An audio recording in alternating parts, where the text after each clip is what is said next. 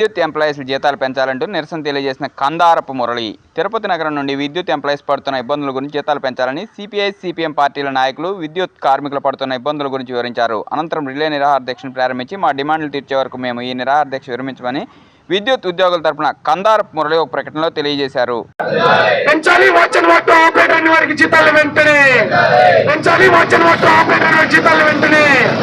కార్మికులు విద్యుత్ రంగంలో ఈ రోజు నుంచి నిరాహార దీక్ష రిలే నిరాహార దీక్షను ప్రారంభించారు.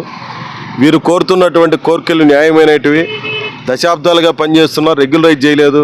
గత జగన్మోహన్ రెడ్డి ప్రభుత్వం అయినా ప్రస్తుతం వచ్చినటువంటి కూటమి ప్రభుత్వం అయినా వీళ్ళ కష్టాన్ని చూసి వీళ్ళ కష్టాన్ని ఎట్లా పరిష్కరించాలన్నటువంటి ధోరణితో లేకపోవడం దురదృష్టకరమైనటువంటిది. గతంలో అనేక సార్లు పెద్ద ఎత్తున పోరాటాలు ఈ కార్పొరేట్ కార్యాలయం దగ్గర, ఎస్సీ ఆఫీస్ దగ్గర జరిగాయి.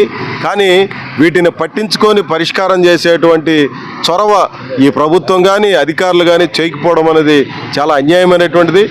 ఈరోజు 1,25,000 కోట్ల రూపాయల అప్పుల్ని ఈ డిపార్ట్మెంట్లో చేశారు. ఇంత అప్పు ఎందుకు చేశారు? సమస్యలు ఏమైనా పరిష్కరించడానికి మీరు చేశారని అంటే అదేం వినియోగదారులకు కానీ కాంట్రాక్ట్ కార్మికులకు కానీ పర్మనెంట్ ఉద్యోగస్తులు ఎవరికీ ఉపయోగపడింది లేదు. ఎవరికయ్యా ఉపయోగపడినాయంటే షిరిడి సాయి లాంటి సంస్థలకి లేదా అదానీ లాంటి పెద్ద పెద్ద వాళ్ళకి తప్ప సామాన్యుడికి ఎవరు ఉపయోగపడినటువంటి పరిస్థితులే.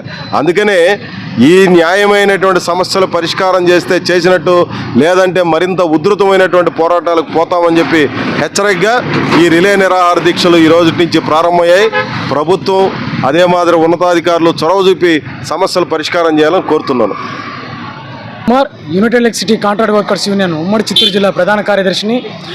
ఈరోజు దశాబ్దాల కాలంగా విద్యుత్ కాంట్రాక్ట్ కార్మికులు జీవితాలని పణంగా పెట్టి ప్రాణాలు సైతం లెక్క చేయకుండా విద్యుత్ సంస్థను నమ్ముకొని బతుకుతున్నాము.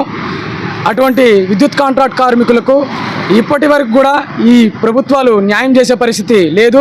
యాజమాన్యాలు కూడా అనేక మార్లు విన్నవించినా నిమ్మకి నీరెత్తినట్టు ఉన్నాయి తప్ప దాదాపుగా 16 నెలలు రావాల్సినటువంటి అరియర్స్ అమౌంట్ను ఎగమొత్తే కార్యక్రమం చేస్తున్నారు.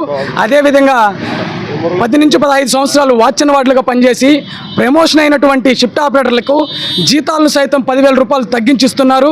ఇది ఇదే విధంగా కొనసాగితే రాబోయే కాలంలో ఈ యొక్క రిలే నిరాహార దీక్షలను పెద్ద ఉద్యమంగా మార్చి యావత్ కాంట్రాక్ట్ కార్మికులను కలుపుకొని ముట్టడి కార్యక్రమం కూడా చేస్తామని ఈ సందర్భంగా ఈ ప్రభుత్వానికి యాజమాన్యానికి తెలియపరుస్తున్నాం.